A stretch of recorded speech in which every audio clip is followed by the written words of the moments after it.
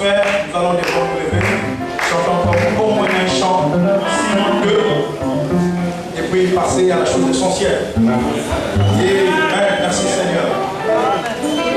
Je me réjouis toujours quand je la chante.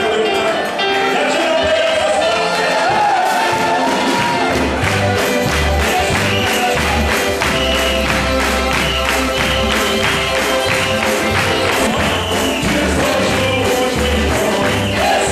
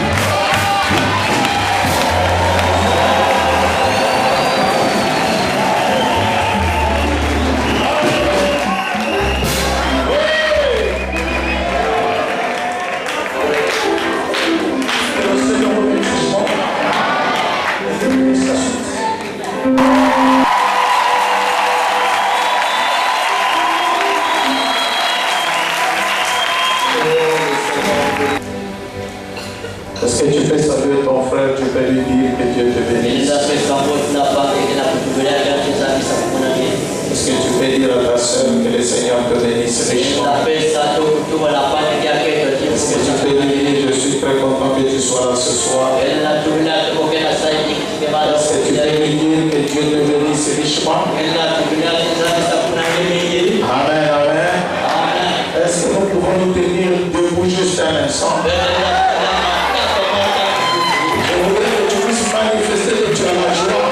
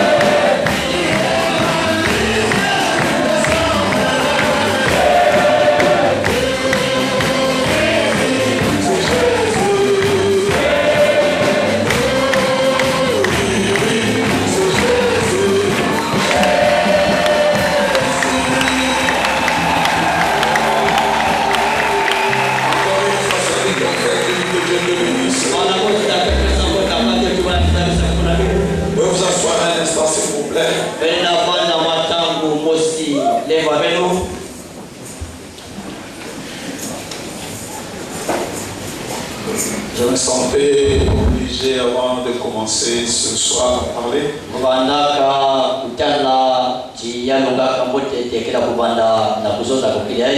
Il y a quelque temps, un frère qui avait écrit une lettre. Je crois que si nous avons des problèmes, nous avons aussi des manières de régler nos problèmes.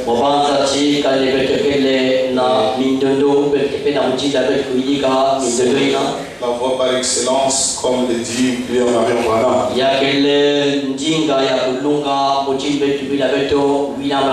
Le problème de cette lettre, nous en verrons un peu dans l'année qui va venir, nous allons en parler.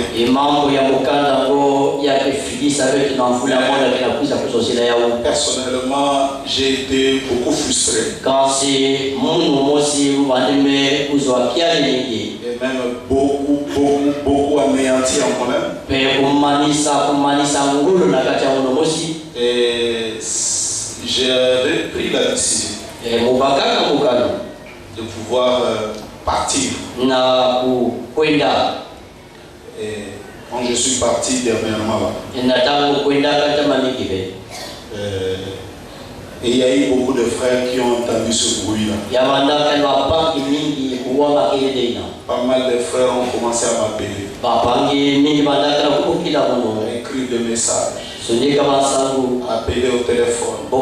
Et pour beaucoup, ça a été vraiment un très grand choc. Et personnellement, moi-même qui étais là-bas, pendant que j'étais en train de prêcher, j'ai commencé à sentir ma voix commencer à partir. Et un jour, j'ai entendu une voix me dire,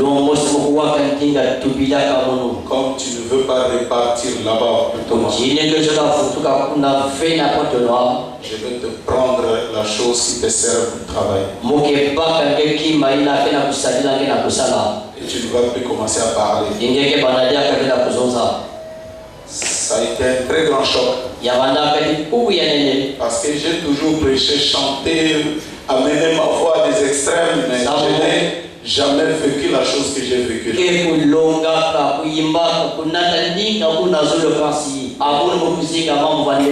J'avais compris que pour beaucoup, j'ai fait du mal à pas mal de frères. Pas mal ceux qui m'ont appelé, écrit des messages et tout. Je vous demande sincèrement de me pardonner.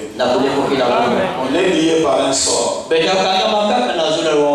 Parfois penser partir parce que ça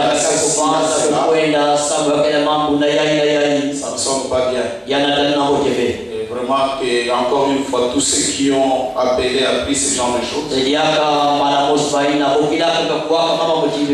vous me pardonnez, surtout beaucoup prier pour moi. Je crois que vous le ferez. Que le Seigneur vous bénisse richement. Et au-delà de cela, je pense vraiment,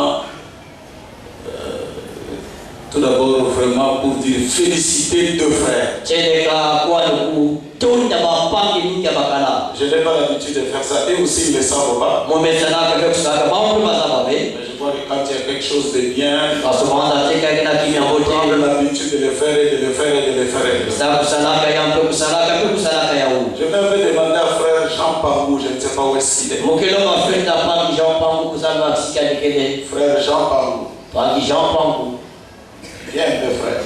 Avec son épouse, venez.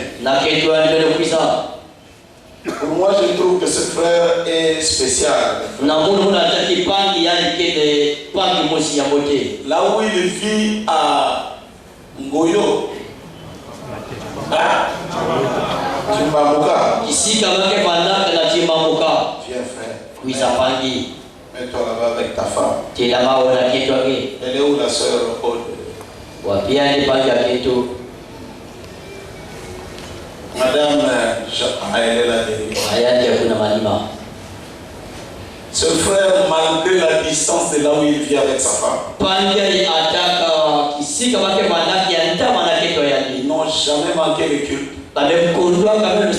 Ils sont toujours enfants. Vraiment, permettez-moi de les féliciter. Je les félicite richement.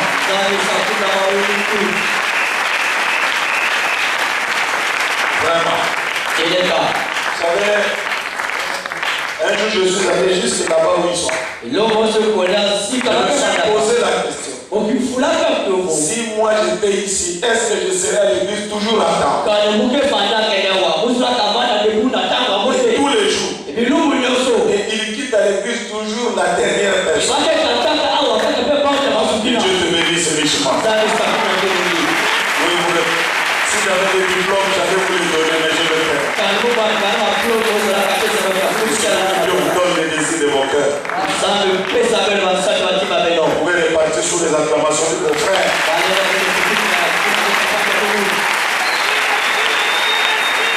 Et puis, le deuxième frère que je voudrais vraiment remercier, sur qui je dis même moi l'homme le plus spirituel de l'église, je n'aime pas cette complicité. C'est le frère Sabat et sa femme. Ça c'est un couple moderne. Ils ont une complicité. Ouais, bien.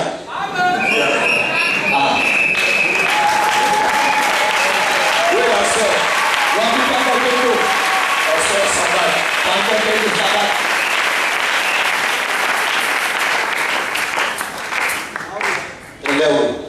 Donc, même quand ils viennent à l'église, ils sont tous. Quand ils les quittent,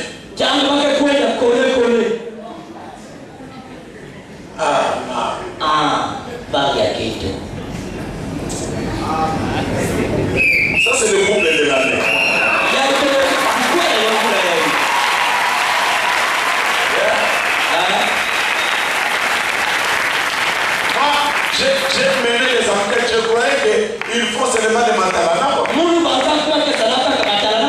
Je les ai suivis dans les arrêts de car. Vers l'arrêt de mon fils là pour rentrer.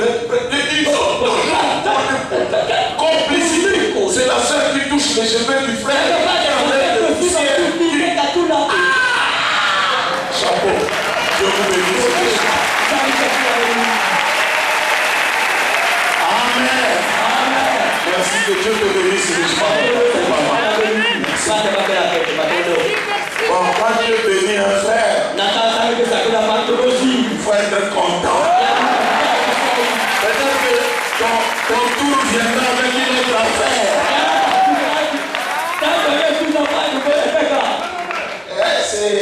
Ça, c'est ce que vraiment personnellement j'ai suivi avec les enquêtes.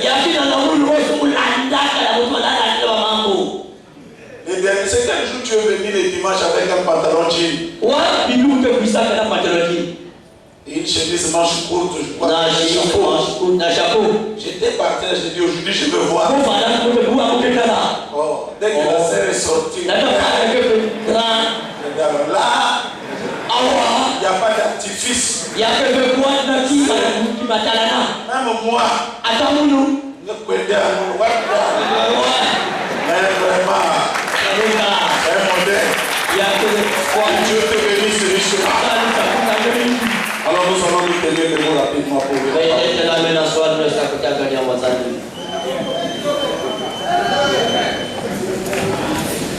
Prenez avec moi le livre de Lévitique chapitre 25.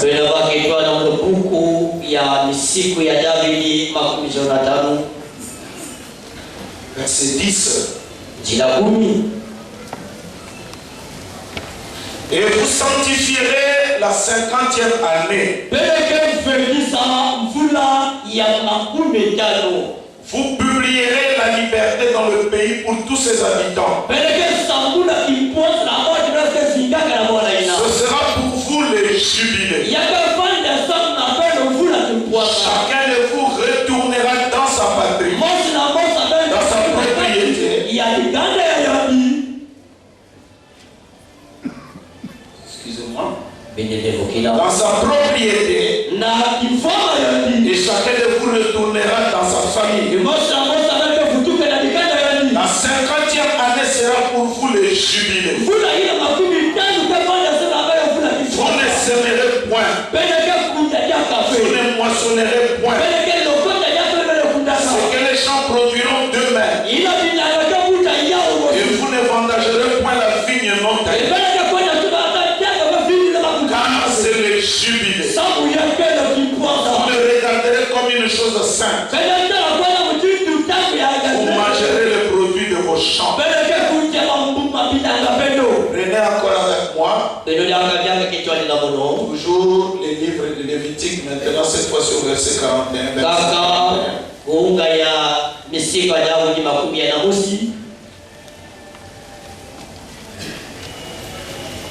Bon, on commence même 39. Si ton frère devient pauvre pour près de toi, et qu'il se vende à toi, tu ne lui imposeras point le travail d'un esclave. Il sera chez toi comme un mercenaire, comme celui qui y demeure. Il sera conservé jusqu'à l'année du jubilé. Il sortira alors de chez toi, lui et ses enfants avec lui. Il retournera dans sa famille, dans la propriété de ses pères.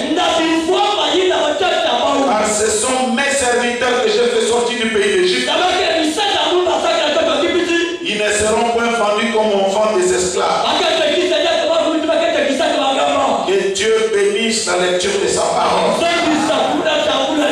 Vous pouvez vous asseoir. Il y a plusieurs raisons de pouvoir décréter l'année 2013 comme une année de jubilé. Nous voulons placer cette année 2013 sous les signes du jubilé. Et pour pouvoir comprendre quelque chose, il faut toujours qu'on explique qu'est-ce que le jubilé. Selon notre prophète William Branham, la bouche autorisée. Il nous dit que les jubilés a commencé tout d'abord en Israël. Les enfants d'Israël étaient autorisés pendant 6 ans de cultiver leur sol et de pouvoir récolter tout ce dont ils avaient besoin. Mais la Bible dit à la 7e année, la terre qui a donné du fruit, qui a donné du manger pendant 6 ans, devait entrer dans un repos où on ne devait plus labourer la terre.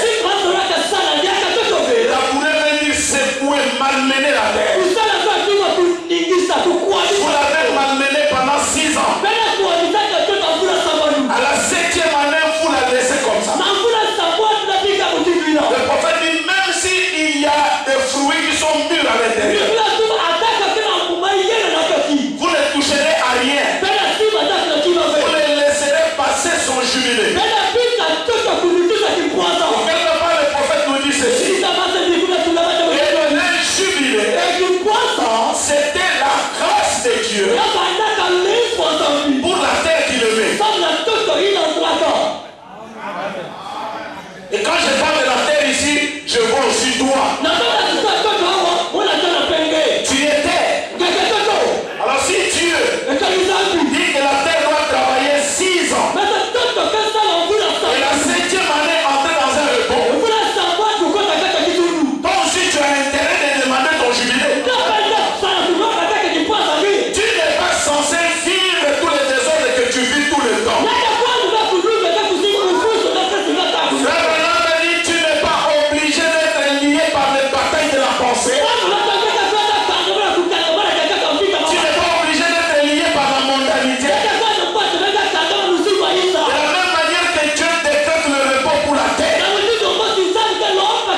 ne puisse pas la malmener avec des instruments. Parce qu'aujourd'hui aussi nous avons des terres qu'on malmène avec des prédications, des exhortations. Il y a des frères qu'on chicote chaque fois par la parole. Il faut qu'il arrive un temps où on arrête d'exhorter. Dieu lui-même entre en scène. Laissez-moi vous dire que c'est possible. L'homme peut vivre quand Dieu lui-même entre dans la personne.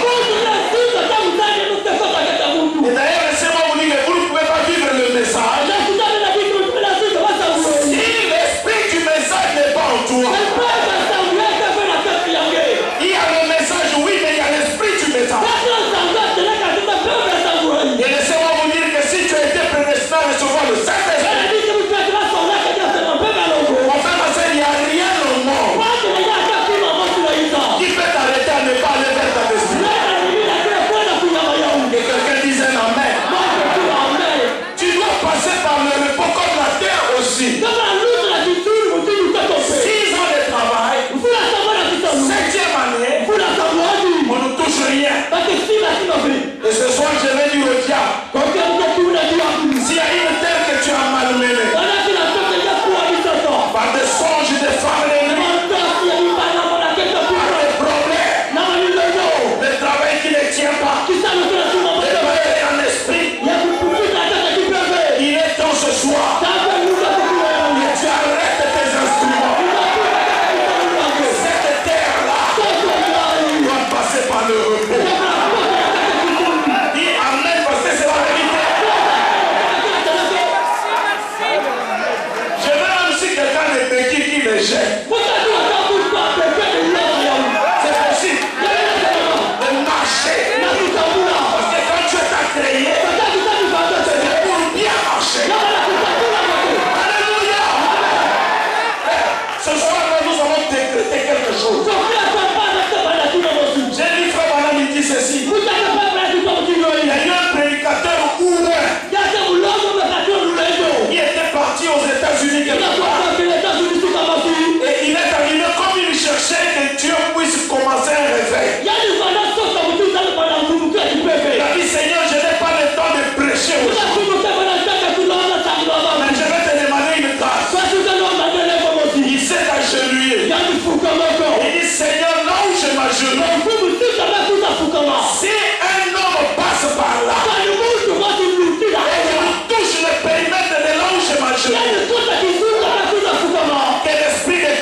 me toucher. Il a quitté, il est allé sur une table pour manger. Il dit Seigneur, chaque fois qu'un homme viendra pour manger, et qu'on lui donnera à manger, qu'il lui mette la nourriture à côté, l'Esprit de Christ le touche. Et chaque fois qu'il y avait un homme qui passait par là, et qu'il touchait le périmètre, il commençait à dire Seigneur, aie pitié de moi. Seigneur, bénis-moi. Laisse-moi te dire, si les mains de Dieu étaient montées dans un prédicateur pour sanctifier un endroit, aujourd'hui cette église au rouge deviendra un centre de miracles. Un endroit où je te dis que si à la fin toi aussi tu piétines. Non, je n'entends pas une amène. Dis, je piétinais. Et si tu piétines, et le Dieu que je sais, le Dieu qui est dans mon cœur, puisse te donner la chance.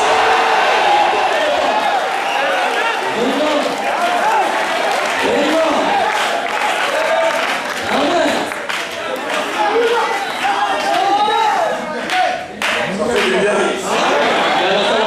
Vous savez, il y a quelqu'un qui m'a attaqué. Il faut que c'est un magicien. Il est allé en Amérique. Il a pris la terre de William Branham et sa tombe. Et il est venu mettre ça dans son église. C'est de la magie.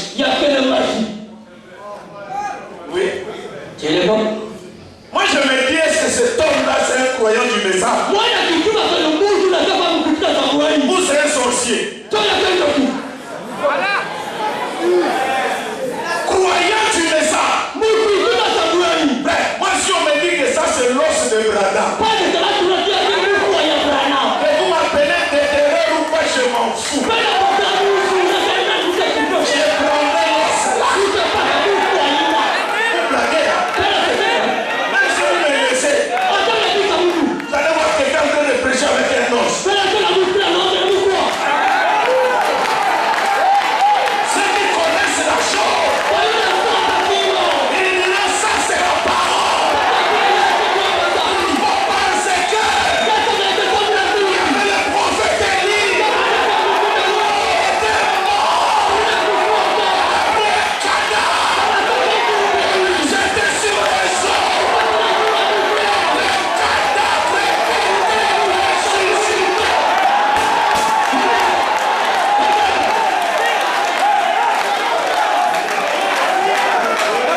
Donnez-moi une amen.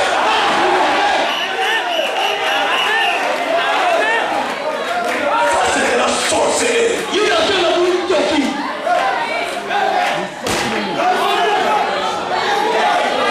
J'ai dit c'est la sorcellerie.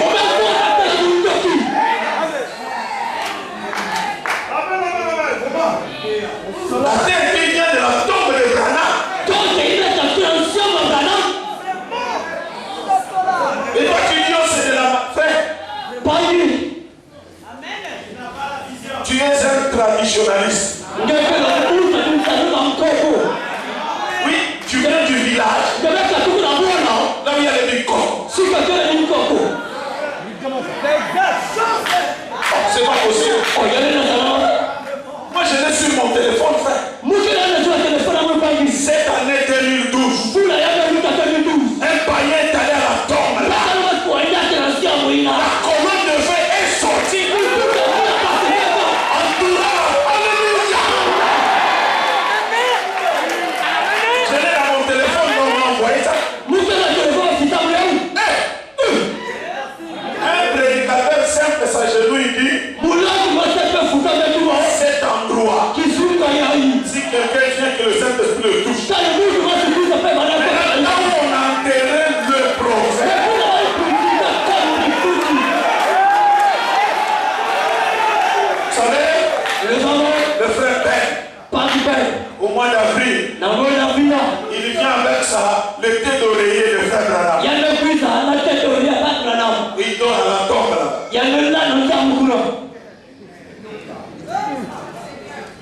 Bon, pour les autres, peut-être ils diront c'est du fanatisme, mais moi. Je vous avais donné un jour ici l'équation spirituelle. Et cette équation a été que frère Branham roulait. Hein? Et qu'est-ce qui était tombé? C'était quoi? Son sac avec quoi à l'intérieur? Ses habits et sa Bible. Alors il y a eu un frère qui a dit, frère Branham, prions que ça soit un païen qui retrouve les sacs.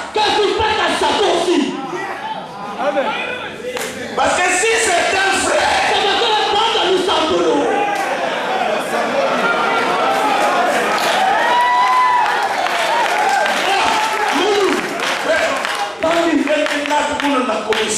vous allez m'emmener à la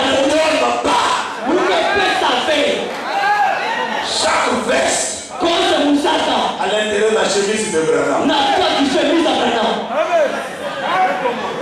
Est-ce que suis-je en dehors des Écritures? La prochaine qui a touché Paul. Moi, alléluia.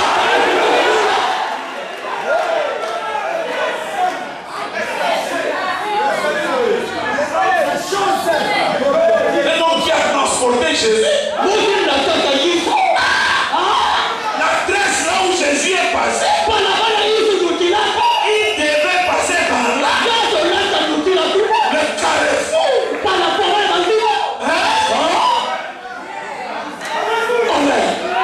Le sycomore. Parce que pour les voir, il fallait que Zachée monte sur le sycomore. Si tu ne montes pas, tu ne peux pas le voir.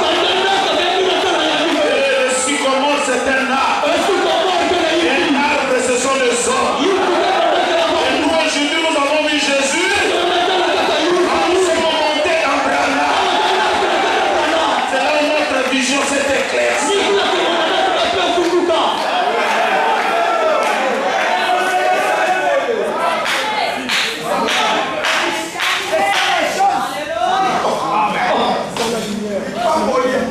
Je prends ça. Je mets ça dans une bouteille d'eau. Je vais boire ça. Moi, je me demande comment un homme torse ce message peut raisonner comme ça. C'est pourquoi il y a une prédication appropriée à ce genre de personnes. C'est qui est Branham? Qui est-il?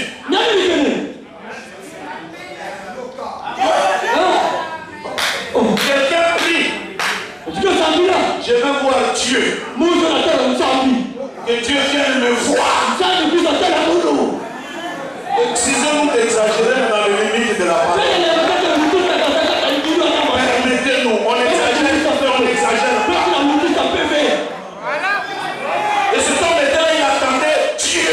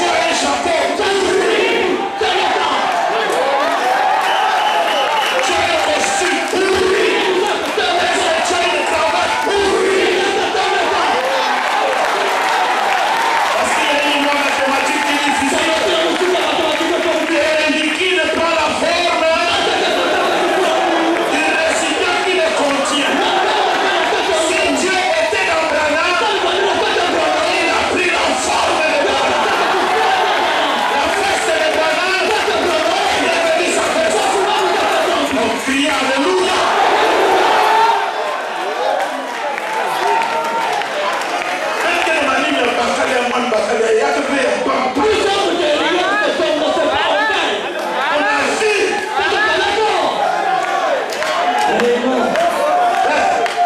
Je préfère encore ce soir que tu sois même rétrograde, mais que tu n'enlèves pas ça de ton cœur. C'était Dieu incarné. Parce que au-delà de cela, celui qui croit Dieu dans la chair humaine, c'est l'expiation. Alors, entre l'expiation, est-ce que quelqu'un peut crier Alléluia? Papa, laisse-moi un peu parler. Je te sens bien. Ces jours-là, Paul est venu. Il a trouvé le centenier romain. Il lui a dit, n'aie pas peur. Crois au Seigneur. Tu seras sauvé. Toi et ta famille. On a dit au Père de croire. C'est-à-dire au Père de croire. Si le papa croit, la conséquence, c'est qu'il est sauvé lui et ses enfants. Et dans cette génération, notre papa c'est William. C'est lui qui a cru. Et nous sommes sauvés. Crois au Seigneur et tu seras sauvé. Que quelqu'un crie Alléluia. Vraiment, me dit, je crois pour vous.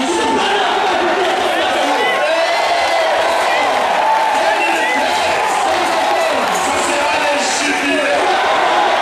Tu vivras le jubilé.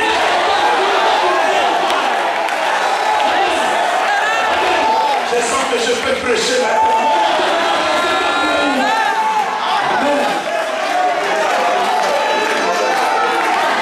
Je disais quand je suis allé aux États-Unis, j'ai pris les pierres de là où la nuée est descendue. Et la terre de la tombe de Frère Branham. Moi je suis venu beaucoup de frères foulés. Pasteur, donnez-nous un peu. On sait. Mais comment donner à tout le monde? Sous la fondation de l'église. On a jeté ça, on dit maintenant. Tout celui qui aura une requête, qu'il vienne me prier. Dieu l'écoutera. Amen. Frère Branham me dit dans le Branham tabernacle, avant la construction, ils ont mis un endroit, un trou, pour que tout celui qui veut vienne jeter un souvenir qui sera coulé dans le béton. Des catholiques sont venus avec des chapelets.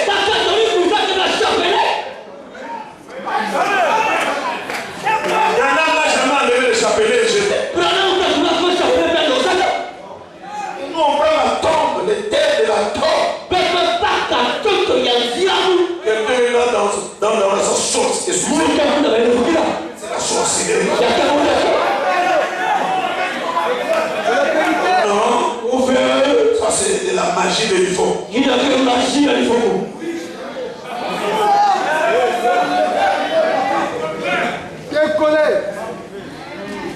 Laissez-moi vous dire, je vais vous achoper. Si Frère Branham était vivant, moi et ma maison, on serait parti à pied.